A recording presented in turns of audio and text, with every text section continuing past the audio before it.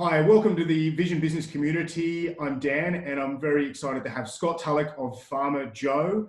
Farmer Joe is a fantastic story. They've come from very humble beginnings, and they've grown to distribute and manufacture the country's best cereal, and you can grab it all over the country. They're in, all the major supermarket chains. Scott, thank you so much for joining us. Really excited to hear your story today. Tell us about Farmer Joe and how it came to be. Farmer Joe was a little idea because I never found happiness working for someone. I was never quite content to be an employee. I never knew I wanted to be an employer, but I just knew I didn't want to work for myself. And I tried many businesses before Farmer Joe. And the thing that stuck was the thing that we actually did every day was eat muesli. So we ate porridge. I was born in porridge, being from Glasgow in Scotland, and my wife was granola. She was from northern central coast of Sydney.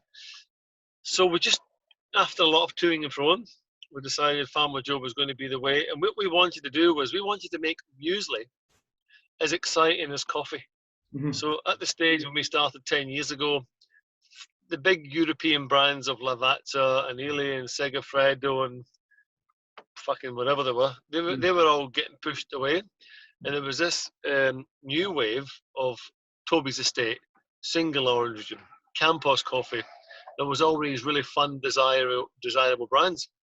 And I said to my wife, we can start taking some of the theory of how they make coffee and we make muesli with that. So if we origin bake, if we post blend, if we start to get profiles of muesli, I can easily sell this at the cafes because not everyone wants a bacon and egg roll or a cheese and ham croissant. That's not to say they're not good things, they are, but you don't want everybody day. And it was a stage when we kind of highlighted that health and well-being was going to be a bit more on the cards, especially within cafes. So after lots of fights, there was lots of fights. Me and Sally continually fucking fight with each other to try and get an agreement to do a business together. And that's slowly, we kind of made it happen by getting some muesli and getting it to Fox Markets was the very first place we got to in the entertainment centre in Sydney. We started with a blend of 5, borrowed a friend's kitchen, and slowly started making muesli. We had no fucking idea. We had no money either. Yes. We had just an ambition not to be employed. And so that how was it.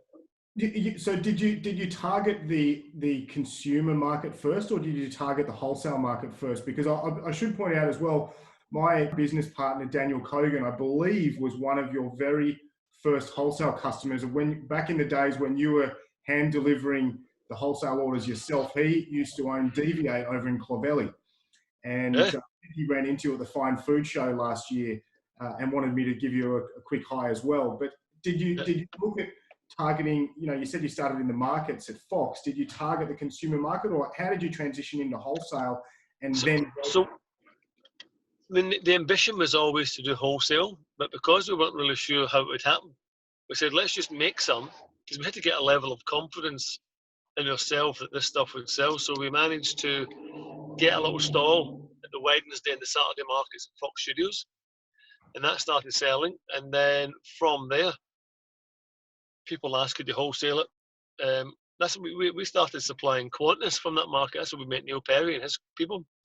But the cafes was always the bread and butter, because that's the cafe I understood that language. It was a market I could access quite easily. It wasn't easy to get them to buy our muesli, which was 6 times the price of what they were currently selling. It was a whole education process. It was the same way, the same theory of coffee. It's like, yes, you can keep selling the coffee you've got, or you can spend a bit more for this new coffee and start to give your customers much more of a flavour, of an experience, of a story, of a relativity. So we were all about the same space as cafes, but obviously not as desirable as coffee, and not playing such a crucial part in the cafe's turnover, because we were a very small part compared to coffee. But wholesale was always the bread and butter for us. It was the lowest hanging fruit. I remember, Daniel, it was the longest drive to Clovelly, to the very end of the road opposite the Clovelly Hotel. Yes. And yeah, to give him his muesli.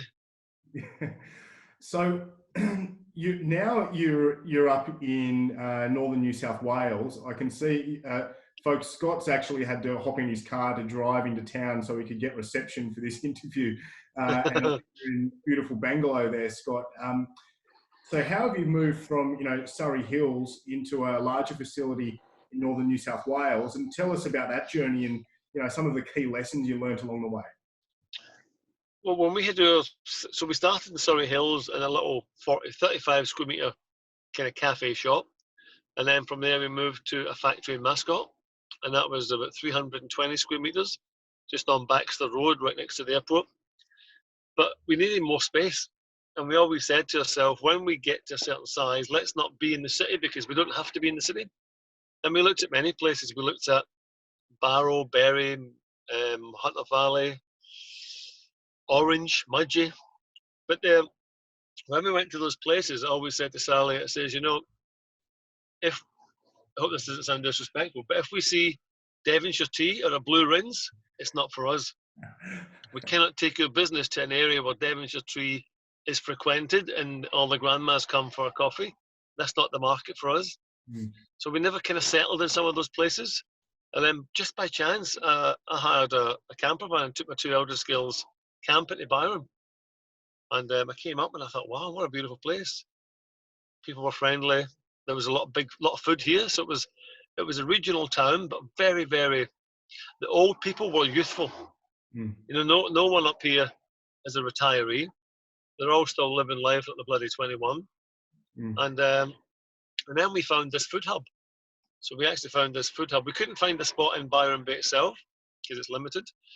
The next town up was Mullumbimby, and we found a town in a food hub in Mullumbimby where this couple were building factories purely for food to take the overspill of Byron Bay. And we kind of logged in with them to build a customised kitchen. It took about a year and a half from agreeing to do it to design it, whatever, and then these guys built it. And then moving up, we thought we would bring some staff with us. Not really the case. So one guy came in and we had to start fresh. The challenge with being in a regional area is staff. I never knew that at the beginning. Mm-hmm. We thought unemployment up here is quite high, so we won't struggle to find some staff, but it's turned out to be the opposite. It's a real challenge up here to find staff and find good staff. We went through, our churn was about 25% month by month of staff. Right? Yeah, so if you take that into account, when you've got to find the staff, you've got to induct the staff, train the staff, do the admin paperwork, sign the staff up, get uniforms for the staff, and then they're giving up after 3 or 4 days. Mm-hmm. So it was very, very tedious, very tiring, and just fucking a real challenge. Mm-hmm. And then we kind of found a core of some good staff. And now, like 3 years down the line, we've kind of got a much better system where we've got our key full-timers and a steady handful of casuals that we try and give enough hours to. But I mean, the challenge up here is transport. So if staff don't drive, there's no buses. Mm-hmm. So up here is very much people thumb a lift on the side of the road. That's also a challenge. Up here, it's not just the one. So people have got many industries. So they might say, I can't work today because I'm teaching yoga, and tomorrow I'm making jewelry, and the next day I'm doing this, but I can maybe work for you 3 hours next week. So there was a lot of that, and just we can't run a business, but like that. And there was a lot of that at the beginning. It's like just trying to get set up and trying to get by. And then the other issue is logistics and ingredients, like getting stock to a place.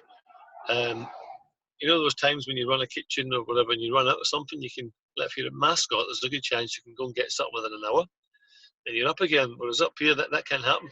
Mm-hmm. So when you're out, you're out. And you try and kind of phone around some other brands that might well stock the same stuff as you, but they're also very dubious about giving the stock away because they know the issues. When you run out of stock, you run out of stock. So there's been many learnings for us up here. Everything costs more up here.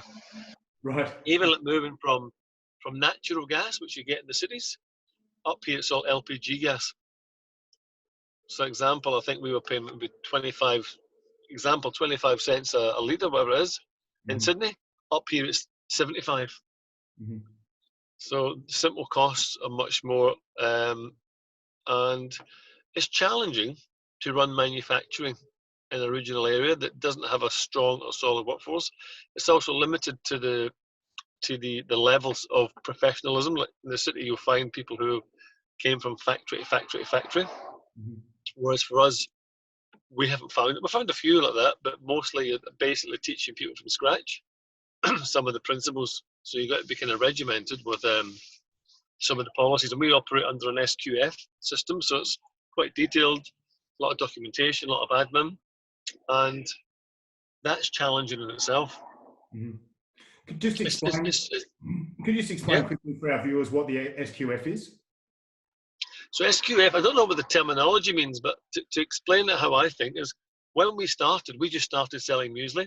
And then the guys at Qantas said to us, do you have HACCP? And I said, what's HACCP?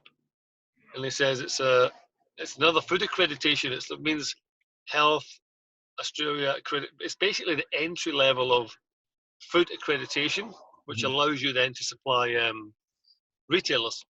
Retailers who ask for it. Many small brands can get away without it as long as you kind of keep your nose clean and tick the boxes with the local governments.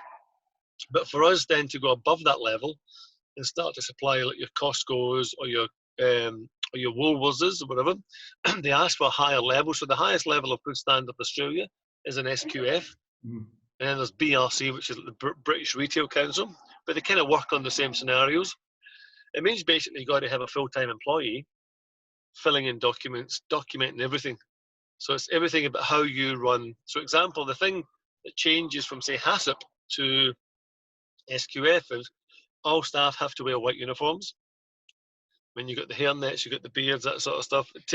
For me, it takes the fun away from manufacturing because we're not manufacturers, we're makers of muesli. So for us, it's that we've kind of had to grow up into these systematic places where we're not so skilled. Hence the reason why I don't even know what SQF means. So I've employed someone who does know what SQF means, and that's their role. So they are a go-to person to make sure that as we start supplying larger customers, we are ticking all the boxes. Basically, it's a safety net. Basically, it's to cover your bum as a business to make sure you're putting in every safety protocol as you receive stock, as you manufacture stock, and as you dispatch stock. So it's I love the way that you've really protected this name muesli, and I better go back and apologise to you for, I think I called it cereal when I opened the interview, so I do apologise. But back to it sounds like Qantas was really a defining moment for Farmer Joe. Do you think that's a fair thing to say? Were you able to establish that relationship and then leverage that relationship to obtain new customers? How did that affect Farmer Joe? Because I imagine, or in my experience, when a relatively small or growing manufacturing business takes on a substantial client, they normally get bent over with margins. So not to go into that in too much detail, but how did you sort of establish that relationship and leverage that relationship to benefit Farmer Joe? So we only ever did first class and business class. So our volumes were never too big. For us, they were manageable. We were kind of shocked. But for us, it kind of gave us confidence. It's like, these guys actually believe in us, because one of the theory about how we wanted to make mueslis was we want them to be very visual. So we would bake every ingredient individually, and then we would blend it so it looked different. And I remember the guys at the Perry Consulting, they were saying, this looks different. This is where we're going to have it. Because people eat with their eyes. So most mueslis are all just a kind of mixture of stuff, and there you go, there's muesli. There's the taste. Or we wanted the opposite of that. So for that, it was a big confidence boost for us. We ran around Sydney telling people, I don't know if it helped us pick up any customers, but for us, it was definitely a talking point. Because for us, the fact that someone like Perry Consulting or Qantas would even give us a crack at supplying them, and we never had HACCP then. We were just approved by them as a small producer. They approved us as a small producer. So that was nice. And they were very helpful people, because they knew we were blue. We're very naive in business, so they knew that, but they knew we had something that was going to offer their menu a little bit of difference. Mm-hmm. And I told everyone. We'd done it for 3 years until we realised we don't make any money. So we had to put in a nice price rise of about 34%. Yep. And because it was like a nice kiss goodbye, they would say bye-bye then. And we did that, and they said bye-bye then. Because at that time we had brought in a virtual CFO to come in and help us make the right decisions. And very clearly to him, it was like, you got to get rid of that. It was an unemotional cut. Mm. You have to get rid of these things because they're not helping you run a business. So we did that. They were one of the many things we had to get rid of. At that same time, we were doing Virgin through the Mangan guys. We were doing their business class, and we had to give them the same price rise. And they told us to bye-bye as well. But we just couldn't continue to keep. And at that time, we had little mini pots that we were selling to LAX, and we had to get them to Sydney to get flown to America to be in the Virgin Lounge, business lounge in LAX, these little mini pub. It was great. It was fun. It was exciting to come back to our reality of no money, thinking these planes up there, someone's either having a Farmer Joe shit or someone's having a Farmer Joe muesli. I kind of got off on that, but yet we had no money. We had, it was always like bare bones. But from that, I mean, everyone from the outside looking in is more successful. So we were that ideal business. We were supplying all these guys, but we were begging Peter to pay Paul week by week, day by day. Mm-hmm. And struggling to keep up with a lot of manufacturing. It's incredible that you talk about bringing in a virtual CFO to just remove the relationship you have and the emotion you have around the strategic decision making, because that's something that I think a huge amount of business owners fail to do. And I've personally been guilty of that a dozen times in my own businesses. So how did you find that as that process and letting go of perhaps instinctively? I imagine it would have felt very counterintuitive to make a lot of those decisions. I mean, it was just, we never had any money. Mm-hmm. We kept running around like blue ass flies, making more and more stuff, but we had less and less money. Mm-hmm. And we just thought, why is this happening? Because I'm a sales guy. I'm just seeing sales. Fortunately, my wife, she's nuts and bolts. She sees detail. She said, why are we selling more stuff? We were always running. By that time, we had like 3 or 4 markets going. We had more wholesale cafes. We had maybe 1-2 staff in the kitchen. We're not getting anywhere. And then my neighbour, he was a chartered accountant, and he says, look, because he had a proper job, I call it a proper job. He worked for like KPMG or someone like that, and he was going to go on his own. Yeah, and he goes, look, I think we were his first client. He goes, look, I can help you guys a couple of days a month, whatever. And I said, you know what, I would like you to look at our business and just tell us where we're going wrong. And straight away, it was like, we used to make these breakfast cookies called Mookies. He went, they've got to go. Those single serve tubs, they've got to go. The relationship with Qantas is to go up by a significant amount. And you got to focus more on your bulk bags of muesli to the cafes, because that actually makes money. But yet we were giving like kind of 20% to the cafes and focusing 80% to the Qantas, because it was Qantas and Virgin. We were running around because we didn't want to lose that. Mm-hmm. And he says, look, if you don't lose that, you're going to lose your business, because you got no more money. You can't keep investing in something that wasn't going anywhere. So after we got someone to come in with like a sharp knife and just say, this is what's got to go, we got rid of it. It made it easier, because after, I could have come up with a million reasons why we had to keep doing them, because the brand associated with it, but you realise, like, if it's not making us money, that was a hard pill to swallow, because companies would give their left arm and be supplying those guys, and they could leverage it a lot better than we could. But we had to give it up and focus on what was real for us, which was a cafe business. Mm-hmm. And he's still our virtual CFO stroke accountant mm-hmm. to this day. Mm-hmm. So correct me if I'm wrong here, but it sounds like you made some strategic decisions, especially around your pricing. And from there, did you find that business started to grow exponentially in a sustainable way? No, but we were always lucky that we were growing really well week by week, because we were selling something that wasn't really being sold.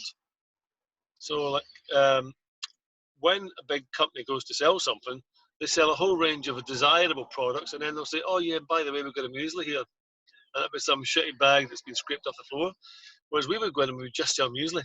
So I would sell muesli with the same passion and desire that I would sell coffee, Mm-hmm. and make sure the owner and the barista knew this was a fundamental part of your business. And people would say, "Oh, but we only sell 3 a week." And I've said to them, "But do you ever ask yourself why you only sell 3 a week? Look at it. Why would you buy that?" I said, "If you sell a little tub of my muesli and yogurt and you sell lots of them, you can make between 300 and 600% markup. Mm-hmm. Now that's more than the barista's going to make you. And he's not going to take sick days. He's not going to bust your balls. He's not going to ask for more money. If you get this right, you're going to sell a whole lot more. Forget the 3 a week. You'll do 3 every 20 minutes. Yeah. And that was kind of our speeches, like just helping them understand how they can better sell this product, and going into cafes and educating the owners. And not everyone was into it. Many people told you to piss off, fuck off, whatever. I didn't care. I kept going back because I knew I had something that they would want to benefit from. And then because when you get success in one cafe, the cafe industry is small. He tells the next guy, and likewise, if you're a bastard, they'll tell the next guy, and you kind of get a fair idea of what's happening. And our cafes were our best ambassadors, because their success was our success. So can you give us an idea in terms of rough volume? You know, what were you doing back then around the sort of the Qantas days when you looked at pricing, to what are you doing now in terms of volume? Oh, back then we would have been doing 100 kilos a week, 200 kilos a week, because Qantas was one of the first guys off the bat, and now we can do anywhere from 10 to 15 tons a week. So 10 to 15 tons. Tons. So 15,000 kilos, and that's pretty much now retail. So it used to be, as we grew our business, it was 80-20 cafes to retail. Now it's the opposite. It's 80-20 retail to cafes. So I think we supply somewhere between about 4,500 to 5,000 outlets in Australia, and most of them are retail. And then there's a cafe business, but we don't sell direct anymore. So we had to make a decision: do we give away part of our margin to continue to build and service our customers? And the answer was yes. So we had to find the right distribution partners who could look after our cafes and independents. And then we would keep the relationships with the key accounts, like your Coles or Woolies or Costco, whatever. We'd sell direct to those guys. It's just such an incredible growth story to go from, you know, a couple of 100 kilos a week to 10 to 15. Oh, for sure. I mean, that's just. And how many years was that? How many years did it take you to achieve that? We'll be 10 years in June. And are you still pre-cooking and then blending? Yeah, we are not all of the blends. So the granolas, they get baked up, but the blends that we started with, yes, they're still processed the same way. That's just incredible. But for the first 3-4 years, because I had my coffee job, the whole idea was just establish the business and let it run. So there was no real sales drive behind it. So my wife would open the kitchen, bake the muesli, supply the few cafes we had and the airlines, and do the markets. It wasn't until I kind of gave up my my coffee role, and then totally resourced to, we've got to make this work. The 4 years is long enough. People used to think we were a massive company when we were 4 years old, because they saw it in a few places, but we weren't. We were tiny. So we've got to leverage this relationship, because at this stage, everyone was coming out with a cold pressed juice or something else. And I kept saying to my wife, you know, these people are forgetting the market we're in. They're not going to forget it for a while. We're going to have more and more competitors, so we've got to get ahead of the game. We've got to push, and that's why we did push, because the cost to enter the coffee market, selling muesli or selling fucking anything, is zero. You can start tomorrow with a good story. But what I always had in the mind was I want to supply the big end of town, and I know by doing that, I'm the competitor. I'm the competitor to the big guys. I'm the pain in the ass. Whereas in my current space, in the cafe space, everyone's a competitor, but the cost to access the Coles, the Woolies, the Costco's, it's not as easy. And not many people want to be there for brand or whatever it is. For us, I always do. I want to supply that 80% of the market, the retail, and build my cafes, because cafes are going to come and go, because it changes with a new chef. He comes and goes, oh, I can make my own stuff, I can do this. Cafes were creating their own identity. No, I want to do everything myself. And I would always say to them, you know what? If you actually sit down and cost out every ingredient you're going to buy, his time, the chef, the oven time, and a bit of your rent, and you can tell me you can make it for this amount per serve, I'll supply you a year for free. I said, but you can't do that. You might think I'm too expensive because I'm, at that time, I think it was $165 a box for 10 kilos. So $16.50 a kilo. But you break all that down, a serving size is like 60, 70 cents. You're going to sell that for $9 with a bit of yogurt. Let's think this through here. It's like, you can't get those same sort of margins with your coffee. So it was just that there was always this, you had to be on your toes all the time with the cafe business because it was a continual challenge. Whereas in the retail space, it's about being relevant to the customer, having a retail pack that communicates well to the buyer and ticks the boxes, and making sure your product's up to scratch to keep them coming back. I find the retail space is a lot easier to manage than it is with the cafe, the food service space, because the food service is very much, it changes with whoever's employed to be in that role. Doesn't mean to say it doesn't happen with retail when they change the buyers. It does happen, but every cafe is individual, and every chef was individual. So it was just a continual battle all the time, and we always won because we always knew we focused on making muesli. You got to focus on making 30 things a day. The last thing on your mind is making a good muesli. And the unfortunate thing is, some customer who loves a muesli is going to get the shit at the bottom of the bucket and going to be unhappy. And you'll either lose a customer or you'll get an upset boss because you're not focused on that. That's why I always said that we just specialize in that. We'll become really good at it. Yeah. So what has happened since COVID-19? You know, what sort of challenges has Farmer Joe and yourself faced within your business? You know, from an employee perspective, but also from a revenue perspective. You know, I imagine obviously the wholesale arm of the business would have declined as there's been, you know, nationwide closures of cafes and restaurants. Have you found a way or found a need to sort of transition or your delivery system or offer new products to market? What have you guys been doing? Well, yes, we lost all our cafes. So cafes, hotels, catering, that's all gone. But because we have quite a diverse range of retail, our retail's picked up. So the kind of 20% we lost in food service, we kind of grew an extra 20% in retail in that month of March when it happened. And we've done a bit of innovation. So we're launching some we've taken a bit of time to launch some products. So we're launching some things like granola spreads, like innovations. So something like a nut butter or a Nutella. It's basically your best-selling muesli on a spread that you put on your toast and you eat, or you put it in your smoothie. So they'll be out in the market in a couple of weeks. We launched the kids' chocolate puffs, so a very healthy version of Cocoa Puffs. So we've launched that. That's available now in Costco and online. It'll be in Independence this week. But we just had to be an online. So online's picked up. So we've been pushing online. But the measures we had to take was just there was no government measures we had to take. We just enforced stuff. So we would make staff taking staff temperatures when they start a shift, making sure they weren't feeling under the weather in any way whatsoever. Just don't come in. So we had to separate our shifts because we run double shifts. So normally that Passover time between 2 and 3 o'clock is when everyone high fives and have a chat. We had to cut that. We had to separate that.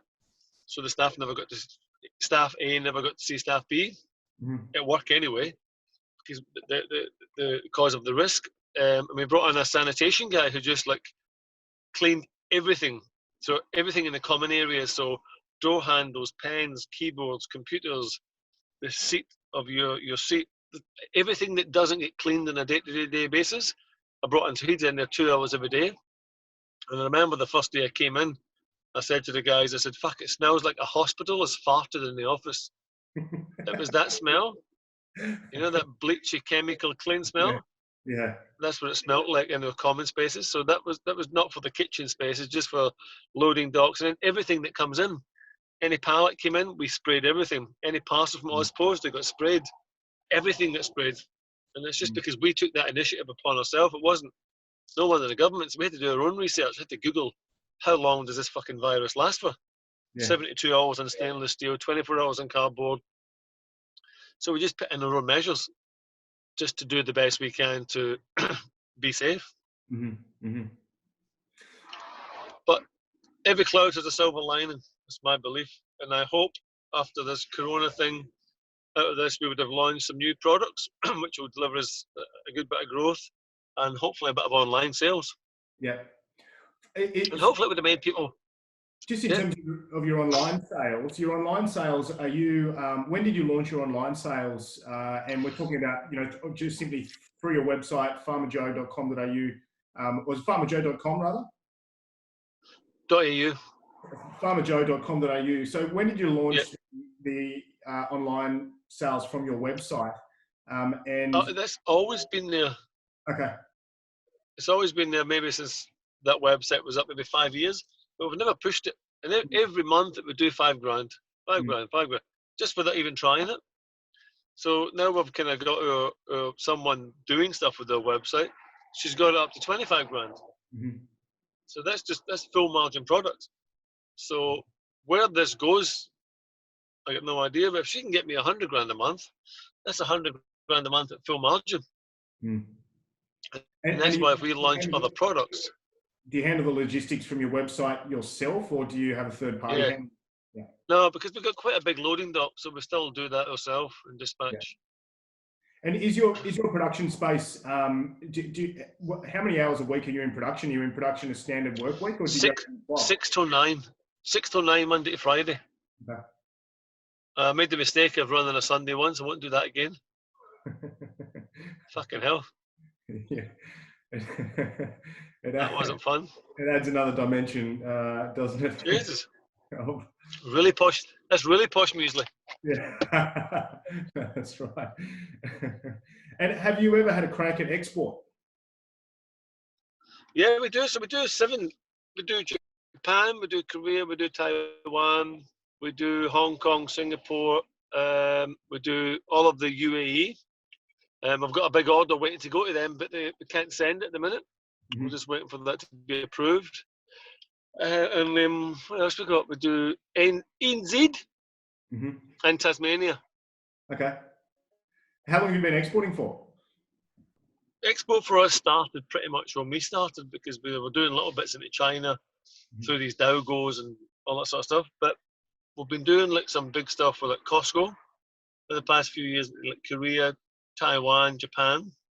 And then we also do, we've got independent distributors in like Singapore, Taiwan, Hong Kong, Malaysia, Indonesia, and all of the Arab regions. The company's based in Saudi Arabia. They're quite a big company. So we've got big hopes for that whole region over there. Mm-hmm. And we're pushing all our vegan products over there because it's a new category for them. Mm-hmm. And we are pretty much vegan. I mean, we've got butter honey, which I call it as vegan. Mm-hmm. And then there's the other range we call plant-based. Mm-hmm. It's just, we'll wrap this up in a sec, but it's just such an inspirational story. The food manufacturing game is a really, really hard game. And, there's always a point of sort of critical mass that operators reach when they start to, they've obviously overcome a huge amount of hurdles to get to that point. And when they get to that point, they can really develop and grow a robust business, and the sky is the limit. And it really sounds like the sky is the limit for Farmer Joe. And I just have to commend you guys for what you've done. You deliver a sensational muesli, and and you charge for it, but it's everywhere. It's the muesli to eat if you want the most quality muesli and healthy muesli you can find. And I also just love the fact that you're conscious about providing nutrition to, because a huge amount of the population eating muesli are kids. And, just a great business, great people, great values. So congratulations to you. Thank you. When we have started to outsource because we can no longer make enough. So we'll put about a third of our business to Victoria, mm-hmm. and that gets manufactured. So all the stuff that you see like in Coles, anything that's in the probiotic range, that's all manufactured in Victoria. Mm-hmm. Mm-hmm. That's why we had to change your label from Made in Byron Bay to Made in Australia. Gotcha. We've just done that across the board. Yeah, right. Okay. Scott, I cannot thank you enough for your very valuable time. Very humbled to have you in our small group. And folks, you can get in touch with Scott. I'll post Scott's details and also Scott's website below. But very quickly, you also have another passion project going on, and you have a YouTube channel. Tell us about that really quickly, Scott, before we finish up. Well, I wrote a book called The Accidental Guru, and I haven't published it yet. I'm going to self-publish it on Amazon. And it's just basically a story about me, this kid from a council estate in Glasgow, and now with a successful little business in Australia. And it's humorous, it's just, and real. So from that book, I wanted to start like creating stories. Like I wanted to tell other people's stories. So, and that's what I'm calling it. I've kind of called it two names at the minute. One's called Accidental Guru, and the other one's called Raw, because it's just chats. It's just chats with people in business or people doing interesting things. I've got a young kid, Dylan, who does it for me, and he throws it up on YouTube and some of those other podcast platforms. I think we're up to about 11 podcasts so far. But I've got a whole range of people, interesting people, sports people, bakers, people who have managed to forage a life for themselves as a recruitment consultant who allows themselves to surf every day of the week and do a bit of work because their clients are in America. Just stuff. But I just think, wow, that's cool. That wasn't on the menu when you left school, you know? It's like no one told you could pull that off. So just interesting chats. Okay. Well, we'll definitely post a link to that channel down below as well. But look, Scott, thank you for hopping in the car and driving over to the west end of town where there's that reception. So if you ever move to Byron Bay, don't get Optus. Make sure you get Telstra. It's your only choice. Well, I'm actually from Byron Bay. I grew up at Rosebank, which is about another 15 minutes inland. So, no, very much aware of Telstra is the service provider. Telstra's king. Yeah, that's right. But, again, look, just congratulations on your success so far. Wishing you all the success into the future for yourself in your business and your people and your family. And thank you so much for joining us, Scott. Thank you. Folks, I think we're having another internet issue there, but folks, thank you for joining us in the Vision Business community. That's Scott Tulloch of Farmer Joe. Check out his links below. Thank you for watching as always, and stay tuned for more videos. Bye.